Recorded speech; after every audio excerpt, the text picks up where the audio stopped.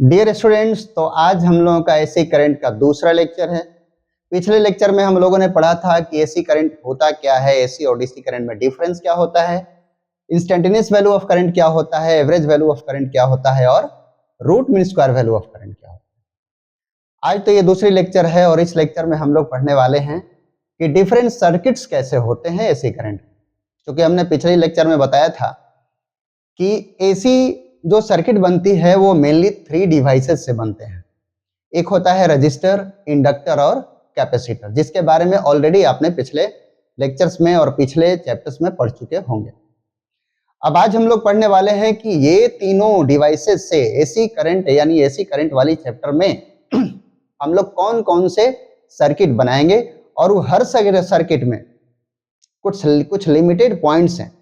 जैसे ईएमएफ का इक्वेशन क्या होता है, करंट का इक्वेशन क्या होता है, मतलब हर सर्किट में हम लोग सेम ही टाइप का चीज पढ़ेंगे और इसीलिए सब सर्किट में आसानी से याद रखा जा सकता है। तो हम लोग स्टार्ट करते हैं different type of circuit in AC current. चलिए देखिए, ये देखिए डिफरेंट टाइप ऑफ सर्किट्स हैं एसी करंट का। ठीक है, इसमें क्या दिखाया जा रहा है कि प्योरली रेजिस्टिव सर्किट, मतलब एक ऐसी सर्किट होगी जिसमें सिर्फ रजिस्टर लगा रहे। एक सर्किट ऐसा होगा जिसमें प्योरली इंडक्टर लगा रहेगा। एक सर्किट ऐसा होगा जिसमें सिर्फ इंडक्टर लगा रहेगा। एक सर्किट ऐसा होगा जिसमें केवल कैपेसिटर लगा रहेगा। आसानी से याद रखने वाला चीज है। फिर क्या किया गया है, इंडक्टर और रजिस्टर लगाकर एक सर्किट बनाया गया है, रजिस्टर कैपेसिटर लगाकर एक सर्किट बनाया गया है, इंडक्टर और कैपेसिटर लगा के एक सर्किट बनाया गया है और फिर तीनों मिलाकर एक सर्किट बनाया गया है ना। आसान रखना है याद, इसे आसानी से याद रखा जा सकता है। और यही 7 सर्किट है। ये 7 सर्किट से आपको equation of EMF, equation of current, phase difference, एक ईएमएफ और करंट, एसी करंट में फेज डिफरेंस क्या है, कौन आगे चलता है, कौन पीछे चलता है, ऐसे करके सारे में क्वेश्चंस रहते हैं। सबका रेजिस्टेंस क्या है जी, इसमें रेजिस्टेंस को इंपीडेंस या इक्विवेलेंट रेजिस्टेंस भी बोलते हैं। ठीक है, तो हम लोग स्टार्ट करते हैं। सबसे पहले क्या स्टार्ट करेंगे, आज तो हम लोग पढ़ने वाले हैं केवल ये 3 सर्किट के बारे में, और अगले लेक्चर में हम आपको ये 3 बताएंगे और अगले लेक्चर में फिर आगे इस तरह से बताएंगे। तो ठीक है, शुरू करते हैं। सबसे पहले हम लोग प्योरली रेजिस्टिव सर्किट के बारे में चलिए देखिए, यही आपका प्योरली रेजिस्टिव सर्किट है। फिगर देखिए, ये है एक रजिस्टर इसमें लगा हुआ है और हमने जैसा कि आपको अभी बताया था कि सभी सर्किट में एक ही ईएमएफ इक्वेशन रहेगा और वही एसी सोर्स रहेगा सभी सर्किट, जैसा कि यहां पे लिखा हुआ है। तो प्योरली रेजिस्टिव सर्किट में सिर्फ एक रेजिस्टेंस रहेगा। इस सर्किट में इक्वेशन ऑफ ईएमएफ क्या होगा, इक्वेशन ऑफ ईएमएफ क्या होगा इसमें, E equal to E naught sine omega T, ये होगा equation of EMF. Equation of current क्या होगा, ध्यान दीजिएगा। अब अगला है equation of current. Equation of current के लिए हम लोग जानते हैं कि करंट इज इक्वल टू क्या होता है, ईएमएफ यानी V अपॉन आर, यही होता है ना। तो हम R को अगर इधर कर लें तो आई आर लिख सकते हैं इक्वल टू E। अब क्या करेंगे, देखो E equal to I R होता है, तो क्या ये वैल्यू हम यहां पुट कर दें, देयरफॉर E के बदले यहां देखो आई आर पुट कर दे रहे हैं, ई नॉट साइन ओमेगा टी। कोई दिक्कत, एकदम आसान है। इस E के बदले आई आर हमने यहां पे पुट कर दिया और ये इक्वेशन को लिख दिया। अब इस R को यहां कर दो नीचे, E naught upon R sine omega T. क्या हम इसको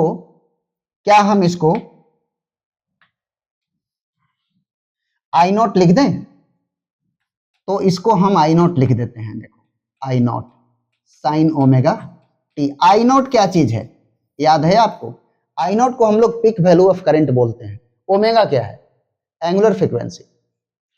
तो ये देख लिया आपने, इक्वेशन ऑफ करंट ऐसे डेराइव हो गया। इसके बाद वाली जो टॉपिक है वो हम लोग को क्या मिलेगा, फेज डिफरेंस। इसके बाद हम लोग पढ़ेंगे फेज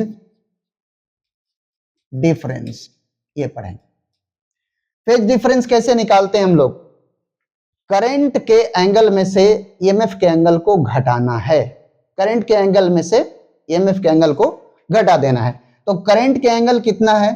फेज डिफरेंस को डेल्टा फाई से डिनोट करते हैं, omega T minus omega T. क्या दोनों का सेम एंगल है? बिल्कुल एंगल सेम है। क्या दोनों साथ साथ इसका मतलब चल रहा है? बिल्कुल साथ साथ चल रहा है, क्योंकि एंगल से ही पता चलेगा ना कि एंगल दोनों का बराबर है, तो दोनों साथ साथ चल रहा है। ठीक है, तो इसका मतलब फेज डिफरेंस कितना है? 0। एक लाइन यहां पे फिर हम लिख सकते हैं both I and EMF moves along with each other or in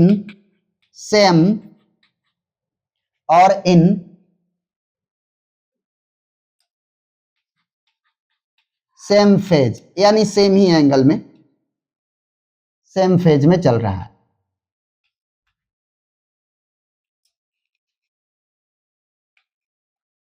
same phase चल रहा है। और चलो कोई बात नहीं, होता है ये सब। Phase, same phase. क्या टाइम लैग है दोनों के बीच? नहीं, क्योंकि एंगल लैग ही नहीं है तो टाइम लैग कैसे होगा? टाइम लैग भी नहीं है, no time lag, no time lag, ऐसा। ठीक है इतना सारा आपने इसमें देख लिया। और क्या पढ़ना है इसमें? और हम लोग को पढ़ना है फेजर डायग्राम।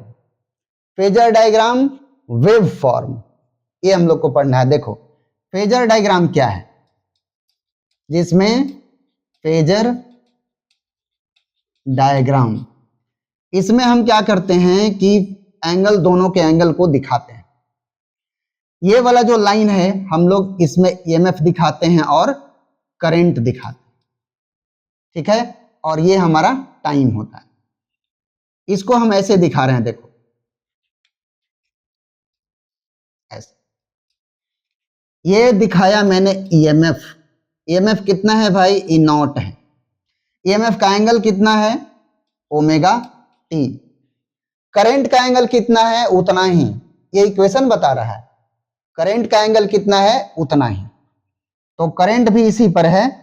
और इसका हम लोग ग्राफ फेजर कैसे बनाएंगे? यहां से ले लेते हैं इतना। इसका मैग्नीट्यूड थोड़ा ईएमएफ से छोटा होगा। क्यों छोटा होगा?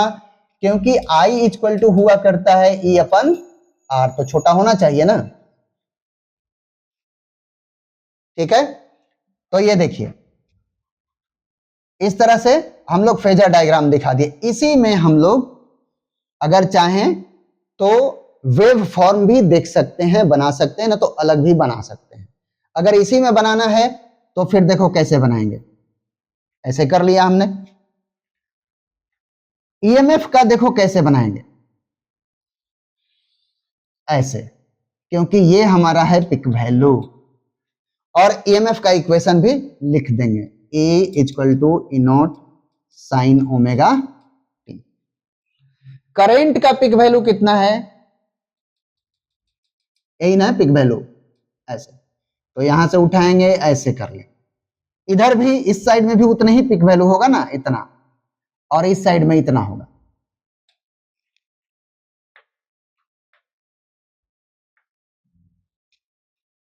इस साइड में भी उतना ही पिक वैल्यू होगा। तो ऐसे इसको कर लेते हैं और यहां से ड्रॉ कर लेते हैं।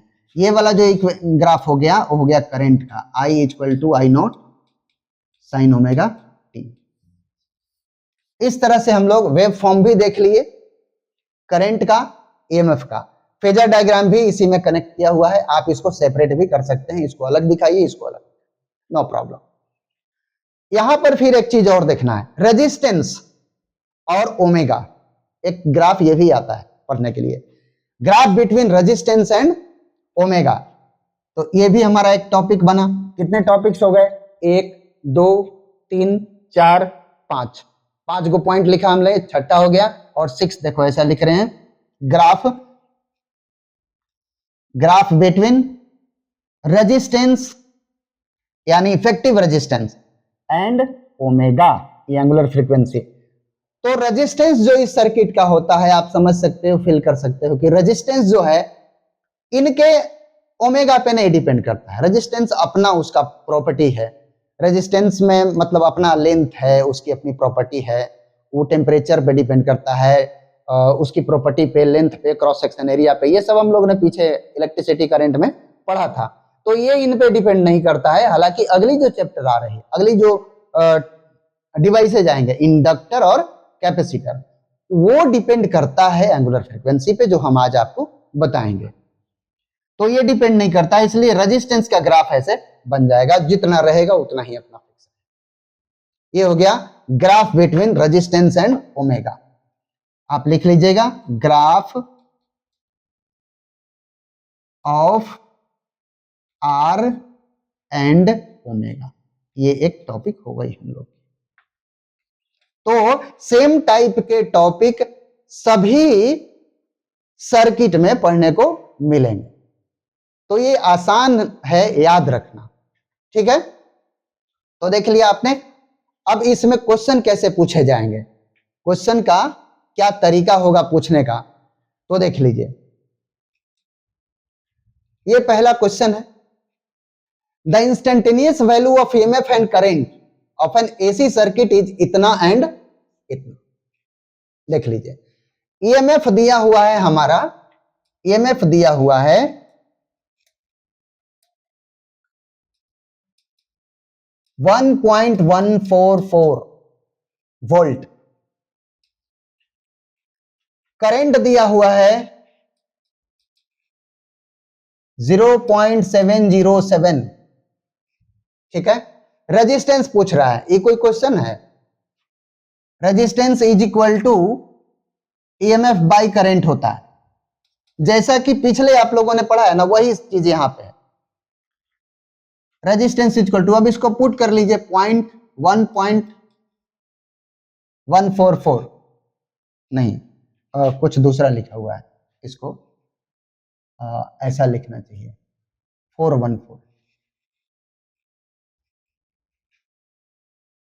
1.414 और ये है 414 है, और करंट कितना है 0.707। क्या ये दो बार में कट जाएगा?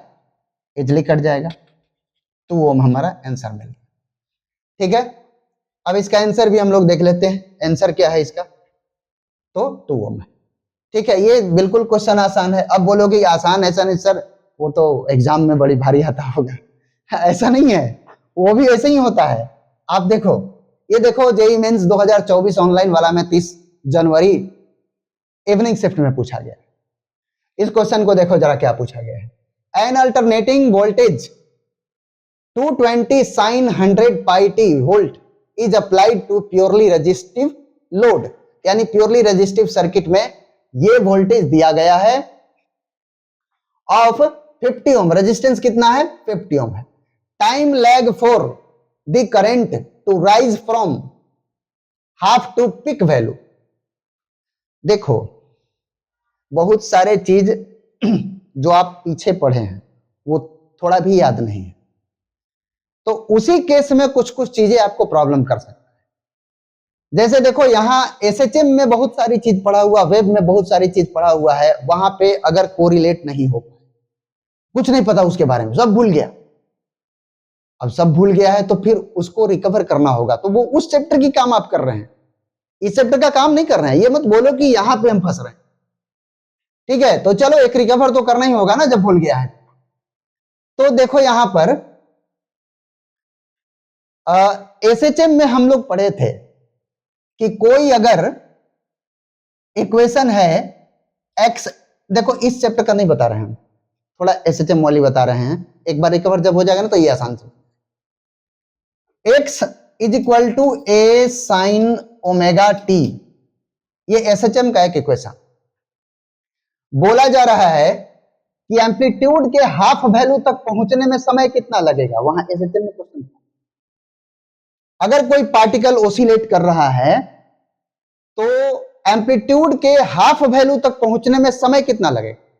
अगर टाइम पीरियड टी है तो क्या करते थे हम लोग, यहां पे लिखते थे a/2 a sine omega T, ये कट गया, 1/2 equal to sine omega T, ऐसा हो गया। 1/2 के बदले क्या लिखोगे, साइन π/6 साइन ओमेगा टी, π/6 को क्या लिखोगे, ओमेगा टी, ओमेगा को क्या लिखोगे, t/t, π/6। ये समझाने वाली चीज है, अगर आपको कॉपी में नोट करना होगा तो साइड में ऐसे करके ऐसे नोट कर सकते हो। अब देखो क्या करना है, अब यहां t है, t इक्वल टू व्हाट, पाई काट लें तो देखो मिल गया हम लोग को t/12। क्या मिला, मिला यही कि t/12, मिला यही कि t/12 टाइम में एसएचएम का पार्टिकल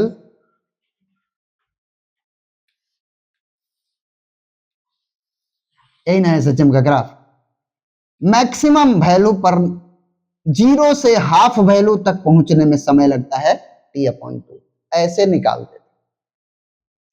और एक बात और ध्यान दो, यहां से यहां आने में टाइम कितना लगता है, t/4 t/2, और यहां से यहां आने में t लगता है, यहां से यहां आने में t, यहां से यहां आने में t/2, यहां से यहां आने में कितना लगता है, t/4, यहां से यहां आने में लगता है t/4। और अभी हम लोगों ने निकाला कि यहां से यहां आने में लगता है t/12, तो यहां से यहां जाने में समय कितना लगेगा, यहां से हाफ वैल्यू से फुल वैल्यू में जाने में समय कितना लगेगा, सुनना जरा ध्यान से। अगर मान लो यहां से यहां पहुंचने में 6 सेकंड लगता है और यहां से यहां पहुंचने में 2 सेकंड लगता है, तो यहां से यहां पहुंचने में 4 सेकंड नहीं लगेगा, घटा देंगे तो नहीं आएगा। बस यही बात यहां है कि यहां से यहां पहुंचने में जो समय लगेगा, time taken by particle to reach from half to max value is equal to what, is equal to क्या हो जाएगा, t/4 माइनस t/12। क्या होगा हम लोग का आंसर, घटा दीजिए इसको, 12 आ जाएगा। फिर यहां क्या मिला, 3t माइनस t मतलब 2t/12 काट दिए 6 हो गया, यानी t/6 हो गया। ठीक है, ये वैल्यू आया, हाँ यही वैल्यू आ गया। अब यहां से यहां जाने में होता, अब यही बात यहां भी देखो सवाल कर रहा है कि the time taken for the current to rise from half to peak value, कितना समय लगेगा, t/6 लगेगा, तो t/6 लगेगा। टाइम टेकन हमारा क्या मिल जाएगा, t/6 लगेगा। t है कितना, इस क्वेश्चन का t कितना है, टाइम पीरियड कितना है, तो इस क्वेश्चन का टाइम पीरियड निकाल लो यहां से, ओमेगा इक्वल टू 2π/t हुआ करता है, ओमेगा का वैल्यू दिया है 100π इक्वल टू 2π/t, इससे इसको काट लो, हो गया 50। अब आगे हम लोग को मिल गया t इक्वल टू 1/50, यहां पुट कर दो, t के बदले 1/50 पुट करना है, 50 क्या मिलेगा, 1/300। फिर क्या वैल्यू निकल कर आएगा, 0.33 मिली सेकेंड, इसका वैल्यू निकालोगे में आ जाएगा 0.33 मिली सेकेंड। तो ये क्वेश्चन कहां से बिलोंग कर रहा है, एसएचएम से बिलोंग कर रहा है। अगर एसएचएम का कुछ चीजें आपको एकदम भूल गया है तो फिर आप कह सकते हो कि नहीं सर ये तो टेढ़ा क्वेश्चन, इसलिए कभी कभी क्वेश्चन प्रॉब्लम करते हैं।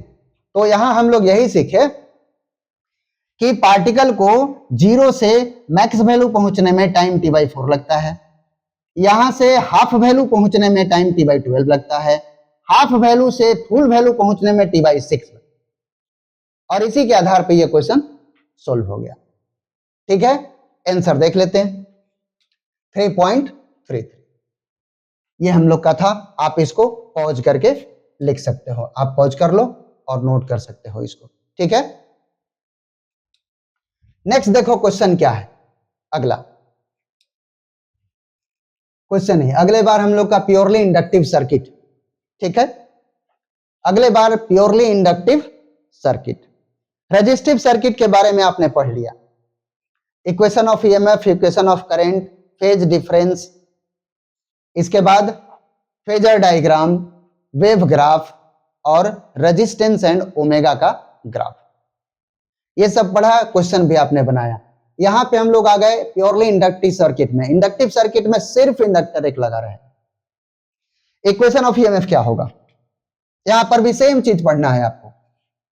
इक्वेशन ऑफ ईएमएफ क्या होगा, ए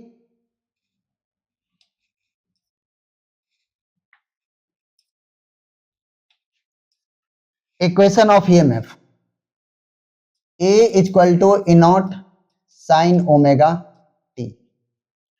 इक्वेशन ऑफ करंट,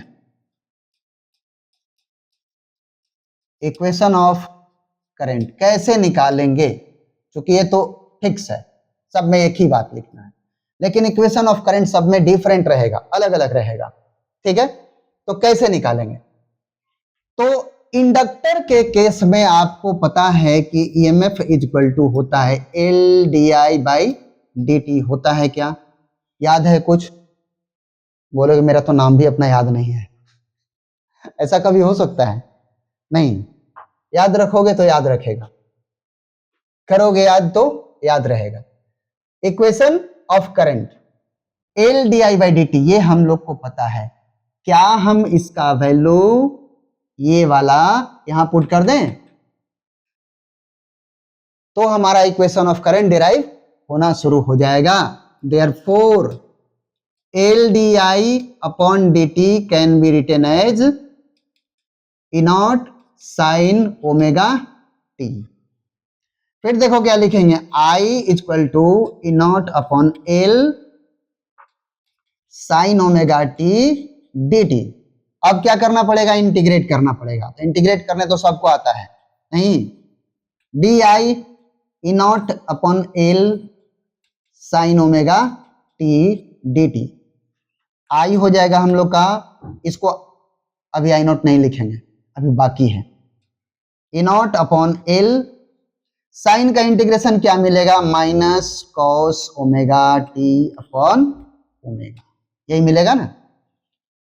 हाँ ठीक है, थोड़ा यहां पर आपको और भी केयरफुली काम करने होंगे, क्योंकि फेज डिफरेंस निकालते समय इक्वेशन साइन में लिखा हुआ है और करंट कॉस में लिखा हुआ है, इसलिए ज्यादा भलाई आपका इसी में है कि आप इस कॉस को भी साइन में कन्वर्ट कर लीजिए, नहीं तो फेज डिफरेंस के समय आप फंस जाएंगे। इसलिए यहीं पे ये काम कर लिया जाए।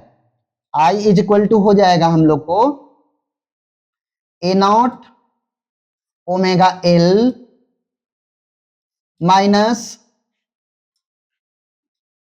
Cos omega T. इक्वेशन तो मिल गया, लेकिन कॉस के फॉर्म में मिल गया। एक बात और ध्यान देना जरा, यहां पर जो ओमेगा एल है उसके बारे में कुछ डिनोटिंग लेटर अगर पुट कर दें तो थोड़ा पढ़ने में आसान हो जाएगा। जरा देखना, यहां इसी को हम यहां लिख रहे हैं, I is equal to E naught upon X L. X L किसके बदले में हमने लिखा, ओमेगा एल के बदले में लिखा।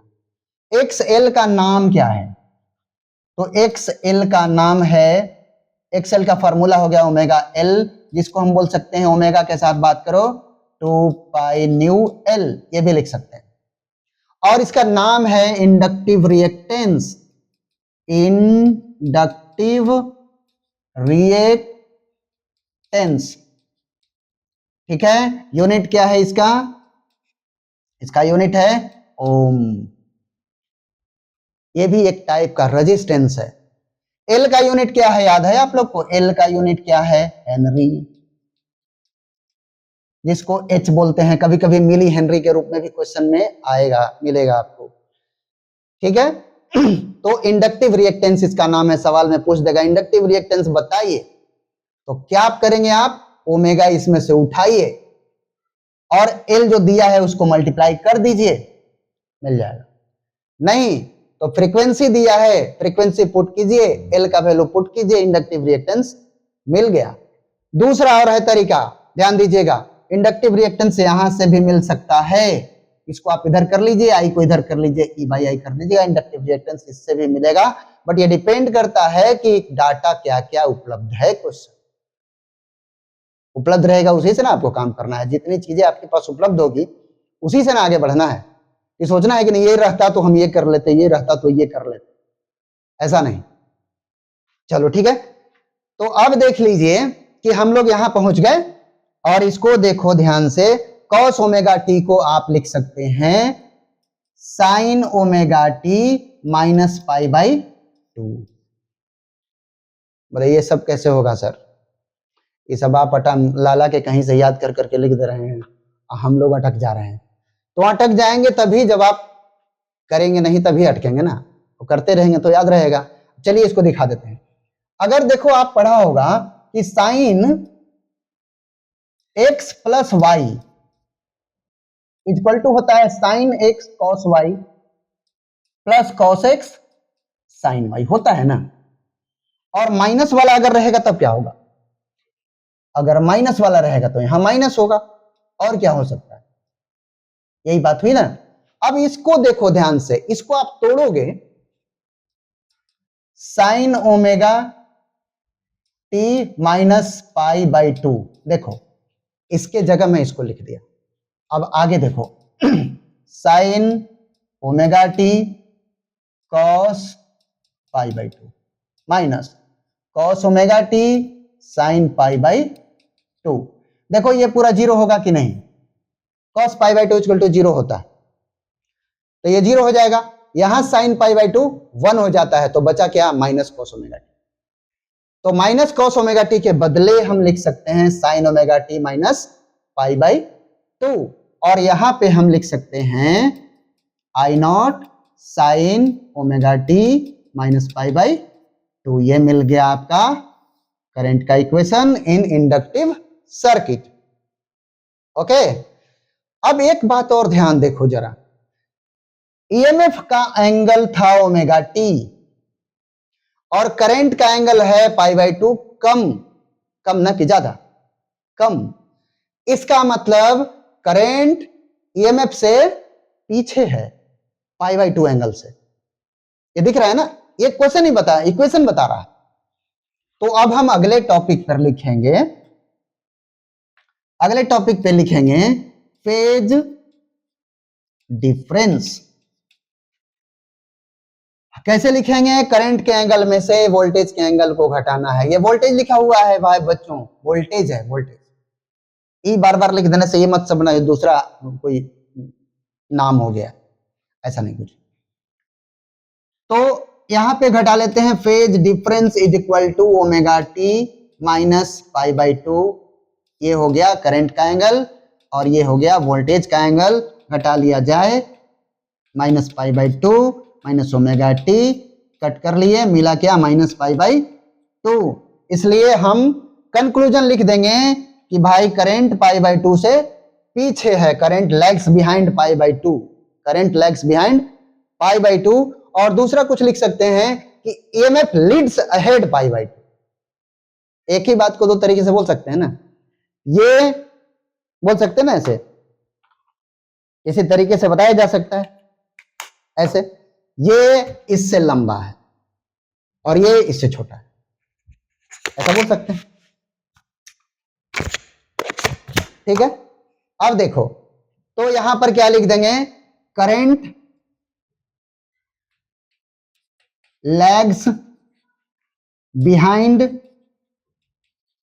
ईएमएफ बाई पाई बाई 2, और दूसरा लिख सकते हैं ईएमएफ लीड्स करंट बाई पाई।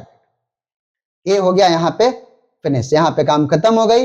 अब लेकिन एक काम और करना है, फेजर डायग्राम, वेव वेव का ग्राफ और रिएक्टेंस ओमेगा का ग्राफ, ये तीन अभी बाकी है। चलो दूसरे पेज पे चलते हैं, नोट कर लें आप इसको।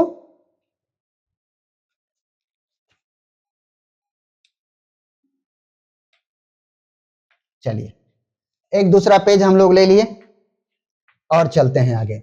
हम लोग को अब बत पढ़ना था फेजर डायग्राम। फेजर डायग्राम,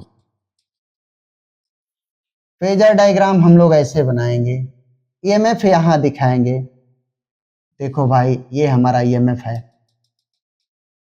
इतना ईएमएफ है ई नॉट। फिर बताया गया करंट हमारा इससे π/2 पीछे है, पीछे। एंटी क्लॉकवाइज वाला हम लोग सही मानते हैं, सीधा मानते हैं। एंटी क्लॉकवाइज वाला सीधा माना जाता है और क्लॉकवाइज वाला उल्टा माना जाता है। तो पीछे है तो इससे पीछे करना होगा करंट को, π/2 पीछे कर लीजिए। ये हुआ π/2 और ये हो गया हम लोग का I0। अब यहां पे आ जाओ ग्राफ के लिए। इसके हिसाब से इसे ड्रॉ कर लें अगर दोनों साइड में, तो हम आसानी से इसको ऐसे ईएमएफ को दिखा सकते हैं। अब हमको इसके हिसाब से मैग्नीट्यूड देते हुए आगे बढ़ना है।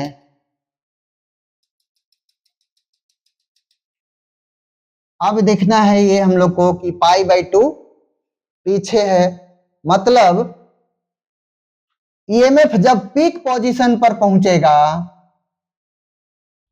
तो करंट 0 पे रहेगा। π/2 एंगल यही है यहां पर, यहां से यहां कवर का मतलब π/2, यहां से यहां कवर का मतलब 180, यहां से यहां का 270 और फिर यहां तक पहुंच के तो 360, ऐसा होता है। तो करंट जब ईएमएफ जब पीक वैल्यू पर पहुंचेगा तो करंट 0 पे रहेगा। यहां पे हम लोग पिक कर लेते हैं, तो देखो ऐसे बनाएंगे हम।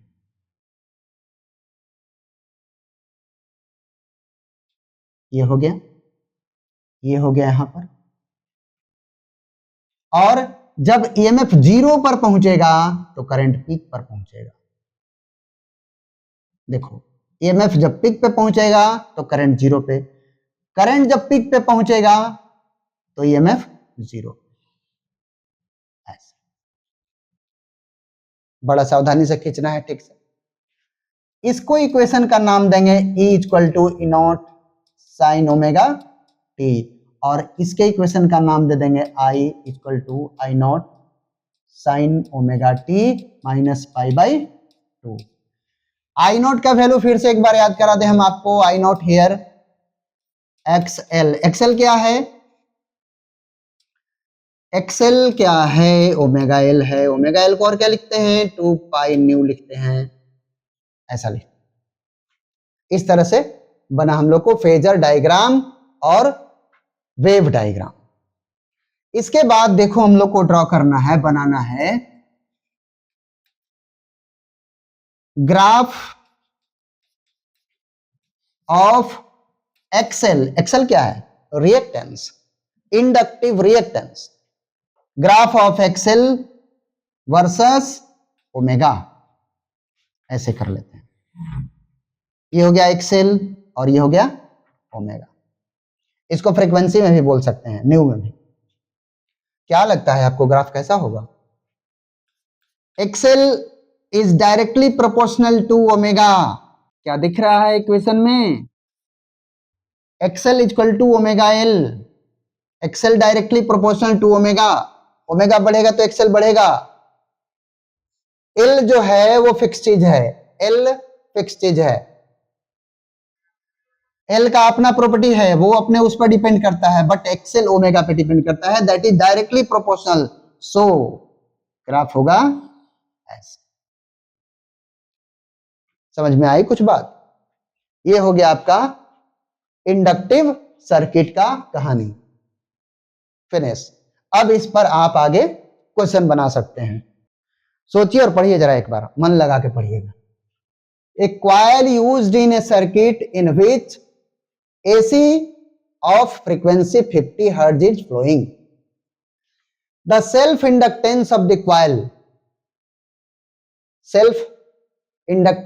coil in order to produce an impedance, बोलिए, रिएक्टेंस बोलिए, इंडक्टिव रिएक्टेंस बोलिए, कैपेसिटिव रिएक्टेंस बोलिए, सब एक ही बात है, रेजिस्टेंस बोलिए, लेकिन थोड़ा फर्क समझना होगा, थोड़ा फर्क समझना होगा। इंपीडेंस हो गया कॉमन नेम सबके लिए। इंडक्टिव रिएक्टेंस आप समझ गए क्यों, इंडक्टर वाला बात हो रहा है। कैपेसिटिव रिएक्टेंस समझ गए, कैपेसिटर का बात हो रहा है। और इंपीडेंस बोल दिया मतलब कंबाइंड बोल रहा है, चाहे तो दो को मिला के बोल रहा है, एक को मिला के बोल रहा है, तीनों को मिला के बोल रहा है, ऐसा होता है इंपीडेंस का मतलब। और अकेला भी इंपीडेंस बोल सकते, इंडक्टिव रिएक्टेंस नहीं बोल के हम इंपीडेंस बोलेंगे, कैपेसिटिव रिएक्टेंस नहीं बोल के हम इंपीडेंस बोलेंगे, समझना है, ठीक है। तो इंपीडेंस बोला, इंपीडेंस को बोला गया कि ये है हमारा 100 ओम। इंपीडेंस का फार्मूला होता है ओमेगा एल, होता है कि नहीं, अभी तो पढ़े थे। 100 ओम, ओमेगा के बदले क्या लिखोगे, 2 pi nu L.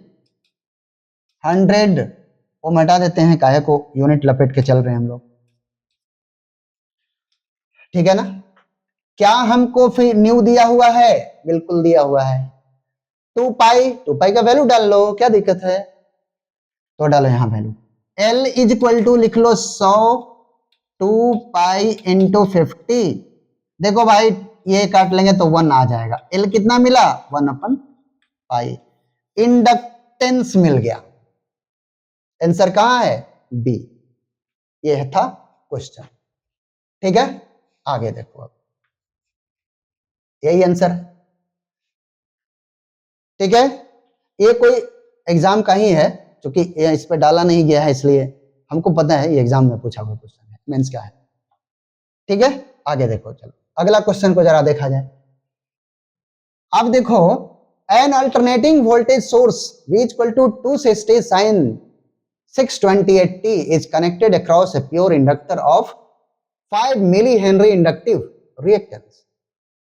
5 millihenry inductive reactance in the circuit is, inductive reactance आपको बताना है, ये क्या है, L है। इंडक्टिव रिएक्टेंस बताना है, XL बताना है। फॉर्मूला क्या होता है, ओमेगा L होता है। ओमेगा कहां से लिखेंगे, ये देखो लिखा हुआ है, यही है ओमेगा 6 to 8। इंडक्टेंस L क्या है, ये L दिया हुआ है, 5 इंटू 10⁻³ मिली हेनरी है, मिली हेनरी है। प्रोडक्ट कर दो इसका, कितना आएगा, प्रोडक्ट किया जाएगा तो क्या आएगा, कितना आ सकता है, 5 8 जा 40, 5 2 जा 10, 5 8 जा 40, और इसका आंसर आ जाएगा 31314, आधा 5 से कर दिया। अब क्या करो कि इससे डिवाइड करना होगा ना, देखो बाई 1 2 3 कर सकते हैं ना, अगले बार में इतना लिख सकते हैं ना। ये हो गया आपका ओम, ये हो गया आंसर 3.14, आंसर आ गया। ये देखे कैसे कैसे क्वेश्चन पूछे जाते हैं, कोई दम नहीं, एकदम इजली बनाइए, ठीक है। अगला देखो, आगे हम लोग का है क्वेश्चन ये, इस क्वेश्चन को जरा बना के देखो क्या है। In the circuit shown below the inductance L is connected to an AC source. Inductance L is connected to an AC source. The current flowing in the circuit is this given. The voltage drop VL, voltage बताना है, VL across L, इसके across L बताना, voltage बताना। अच्छा,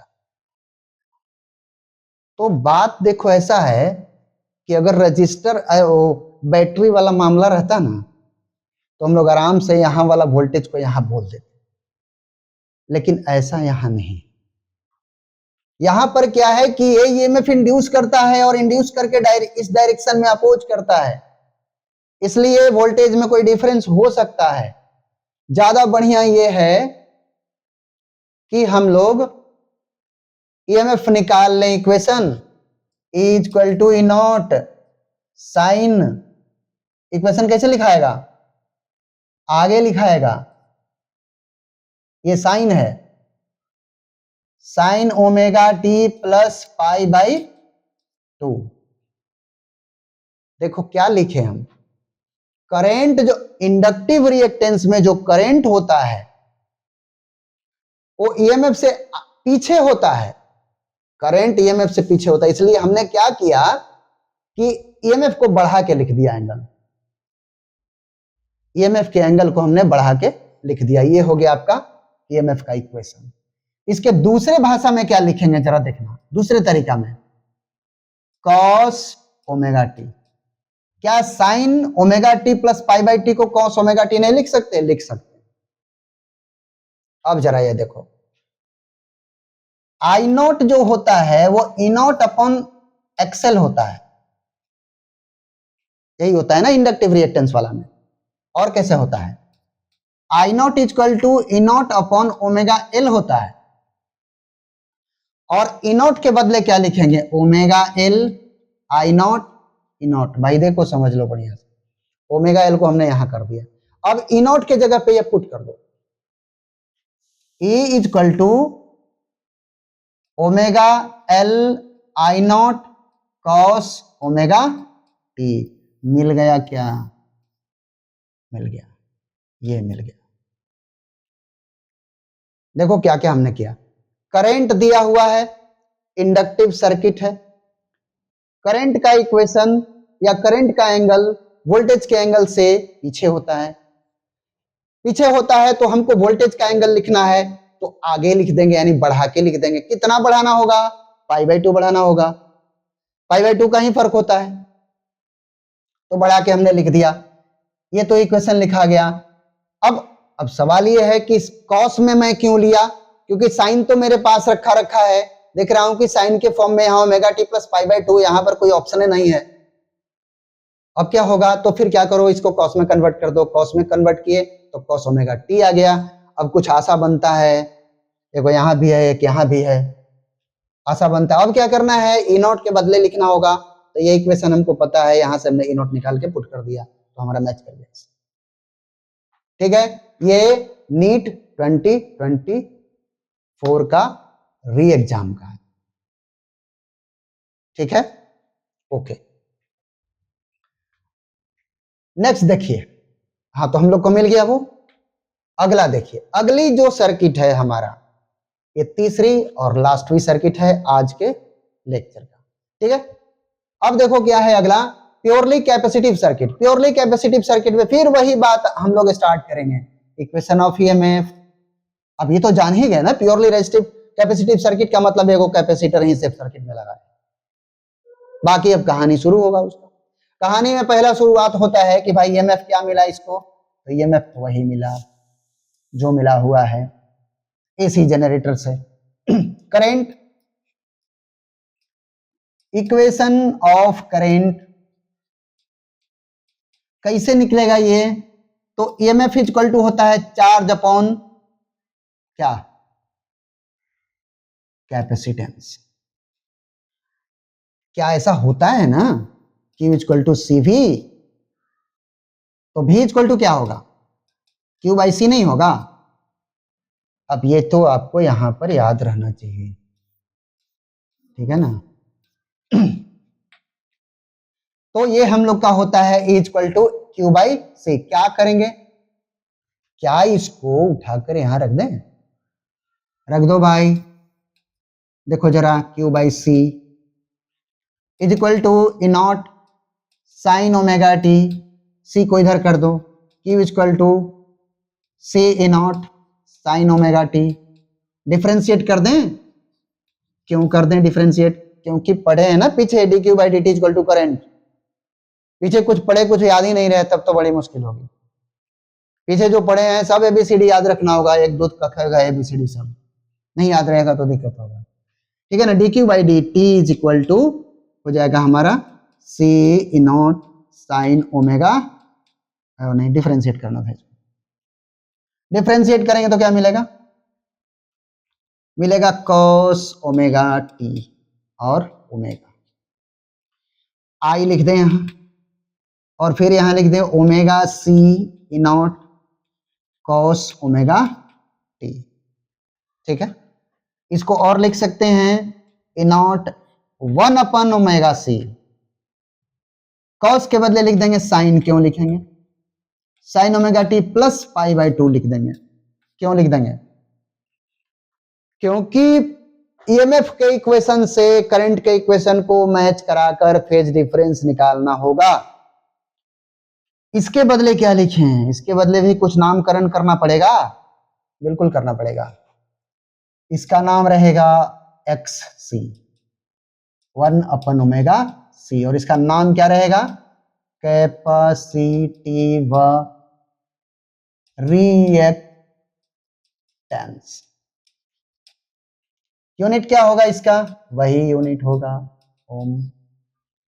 ठीक है, यानी अगले बार हम इसको लिख देंगे ई नॉट अपॉन एक्सेल, नहीं एक्सेल कैसे, एक्सी ना,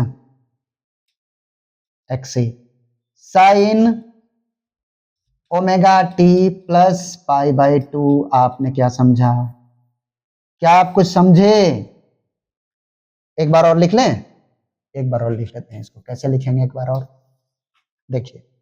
अब यहां लिख सकते हैं I equal to I naught sine omega T plus pi by 2। कुछ समझे, क्या समझे, ये समझे कि करंट ईएमएफ से पाई बाई 2 आगे है, यही समझ में आ रहा है ना, साफ साफ दिख रहा है भाई, देखो बढ़िया से देखना, करंट इक्वेशन ईएमएफ से पाई बाई 2 आगे, यानी क्या बोलेंगे इस पर, current leads EMF by pi by 2 phase, या फिर दूसरी भाषा में बोल सकते हैं कि EMF lags behind current by pi by 2। तो यहां लिख लेते हैं current leads EMF by pi by 2। अब आए क्या करना है, फेजर डायग्राम करना हो, फेजर डायग्राम ऐसे, ठीक है। फेजर डायग्राम में क्या होगा, ऐसे हम लोग बनाएंगे, ये क्या है, ये ओमेगा टी है और ये ईएमएफ के लिए प्रोजेक्शन देगा ऐसे, ईएमएफ ई नॉट ऐसे, ये ईएमएफ का एक्सिस है। पाई बाई 2 आगे करना है इसको, तो आगे कर दिया जाए, क्यों पीछे रखना है जब आगे रहना है, तो ऐसे कर दीजिए इसको, पाई बाई 2 अहेड। ये हो गया हम लोग का आई नॉट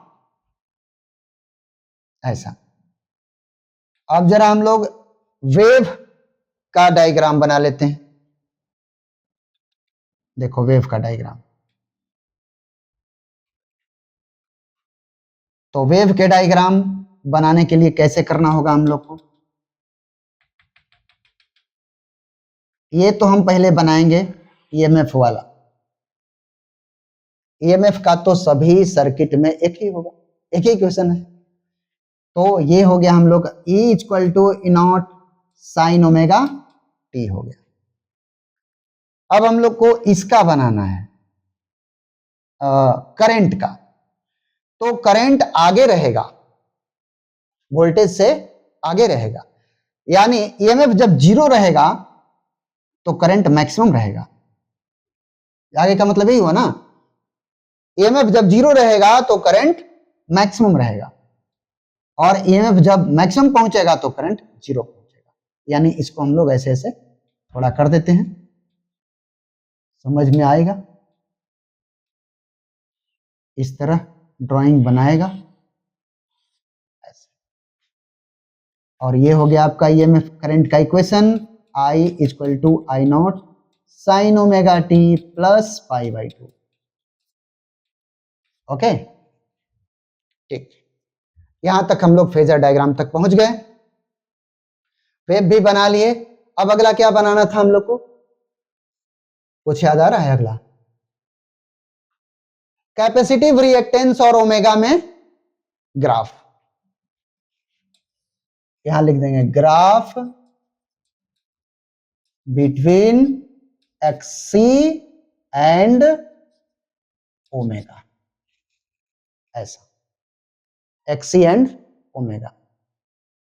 ठीक है, इसको हम लोग ऐसे ड्रॉ कर लें, ये हो गया एक्सी, ये है ओमेगा। कैसा बनेगा? क्या यहां ये समझ में आ रहा है कि XC inversely proportional to omega है?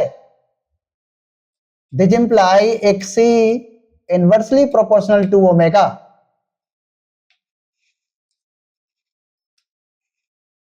Inversely proportional to omega. तो देखो कैसे बनेगा, ऐसे बनेगा इसका ग्राफ, जितना ही ओमेगा बढ़ेगा उतना ही एक्सी यानी रेजिस्टेंस घटेगा। ये सारा कहानी हो गया आपका प्योरली कैपेसिटिव सर्किट का। इस कहानी के आधार पे क्वेश्चन, तो कहानी के आधार पे क्वेश्चन क्या है देख लीजिए जरा। ये है फर्स्ट, याद क्या रखना है, थोड़ा ध्यान दिला दे आपको, याद रखना है एक्स सी इक्वल टू होता है 1 by omega C. 1 by omega C को लिख सकते हैं 1/2 पाई न्यू। क्या ऐसा लिख नहीं सकते क्योंकि ओमेगा को 2 पाई न्यू लिखते हैं, याद रखना है। करंट क्या होता है, वो होता है E naught upon XC, E naught upon 1 by omega C, यही वाला वैल्यू पुट कर देंगे। ये याद रखने वाली चीजें है, बाकी लेग्स बिहाइंड लिड्स अहेड वो तो फेज पर याद रखना है। चलिए ठीक है, तो फिर हम लोग क्वेश्चन को देखते हैं। The source frequency for a 5 microfarad capacitor, it means C is given here. Source frequency for which a 5 microfarad capacitor has reactance of 1000 ohm. Reactance का फॉर्मूला 1/ओमेगा c होता है और ये 1000 दिया। सोर्स फ्रीक्वेंसी पूछ रहा है, मतलब क्या पूछ रहा है, मतलब ओमेगा पूछ रहा है। हर्ट्ज में पूछा है मतलब न्यू पूछ रहा है, तो हम ऐसा लिख लें 2 पाई न्यू। सी के बदले क्या लिखें 5 माइक्रोफैराड। माइक्रो मतलब क्या, 5 इंटू 10⁻⁻6 ऊपर चला गया +6 हो जाएगा। अब देखो न्यू पूछ रहा था हम लोग से, इसलिए न्यू को मैंने इधर कर दिया 10⁻6 और न्यू तो बताना ही है, और ये 5 है 10 पाई हो गया हम लोग का, और ये 1000 को भी यहां पे लाना होगा। इससे ये 3 जीरो कैंसिल, मिला 3 जीरो, 10 पाई। 3 जीरो को कैसे लिखें हम, क्या ऐसा लिख दें, ऐसा 1 जीरो से काट लीजिए। आंसर क्या आया 100 by pi, 100 by pi hertz, ऐसा एक क्वेश्चन वो हुआ जो ऐसे बना। ठीक है, क्वेश्चन जो आप अपने कॉपी या नोटबुक में नोट करेंगे वो क्वेश्चन आपको बनाने अगर आता है और कॉन्सेप्ट का याद है तो क्वेश्चन बनेंगे। आगे देखिए, आंसर हम लोग को आ गया 100 बाई पाई। अगला क्वेश्चन देखिए, ये है capacitive reactance of 50 microfarad capacitance at a frequency of इतना hertz will be. Capacitive reactance बताना है, क्या बताना है, एक्सी बताना है। 1/ओमेगा c हुआ करता है, 2 पाई न्यू लिखते हैं हम लोग, 2 पाई और न्यू कितना दे रखा है, ये है new, into 2 into 10⁻3। Capacitive reactance बताना है, सी भी दे रखा है 50 10⁻6, क्योंकि 10⁻⁻6 नीचे होता तो ऊपर कर दिया उसको। ओके, 3 जीरो से इसको काट दें अगर तो 3 आएगा, एक बार और देखें हम लोग, 3 ऊपर हो गया, 4 पाई इंटू 50 ऐसा मिला।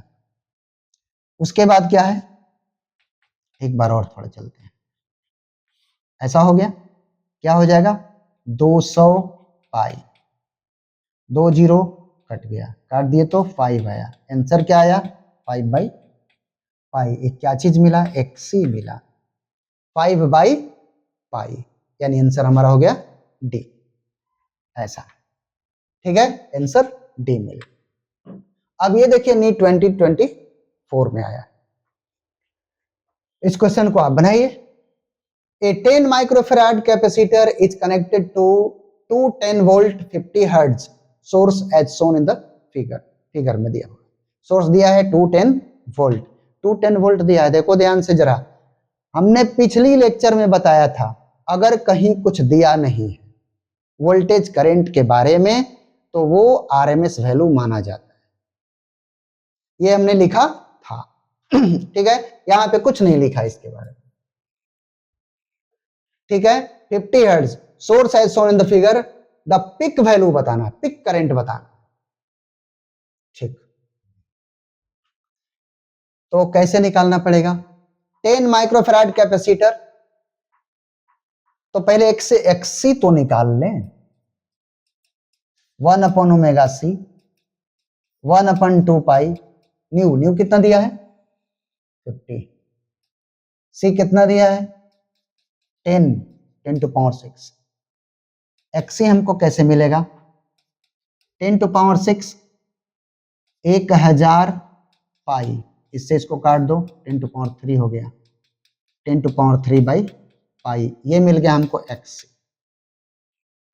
अच्छा आरएमएस वैल्यू, वोल्टेज किस फॉर्म में दिया है, आरएमएस के फॉर्म में दिया हुआ है, यानी करंट अगर निकालने का कोशिश हम करते हैं तो वो मेरा मिलेगा आरएमएस मिलेगा, क्योंकि 210 वोल्ट हमारा आरएमएस है, इसके बारे में कोई जानकारी नहीं दिया हुआ है कि पिक वैल्यू है, आरएमएस है, ऐसा कुछ जानकारी नहीं दिया हुआ है, या एवरेज वैल्यू, इसलिए ये आरएमएस वैल्यू, तो आई आरएमएस हमारा निकलेगा। अब यहाँ एक्सी रख दें यहाँ, तो 10 टू पावर 3 पाई ऐसा मिला, आई आरएमएस मिला ऐसा, ठीक। इससे इसको डिवाइड कर दिया जाए तो क्या मिलेगा 0.210, पाई का वैल्यू दिया हुआ है 3.14, ये है आरएमएस वैल्यू, ठीक है। अब पिक वैल्यू कैसे, ये तो आरएमएस वैल्यू, पिक पूछ रहा है, यानी I naught by √2 equal to I RMS हुआ करता है, याद है या भूल गया, I naught by √2 I RMS होता है, इसलिए हम यहां क्या करेंगे √2 इज इक्वल टू, इसका वैल्यू पुट कर देंगे 0.210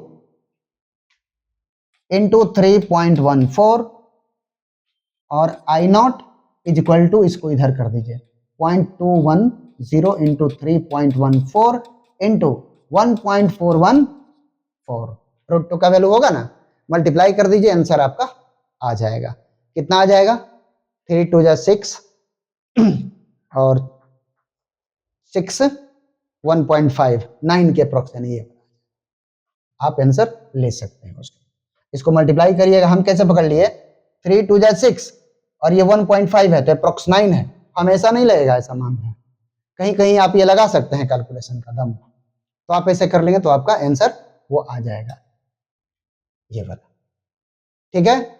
हम लोग अब यहां तक आ गए,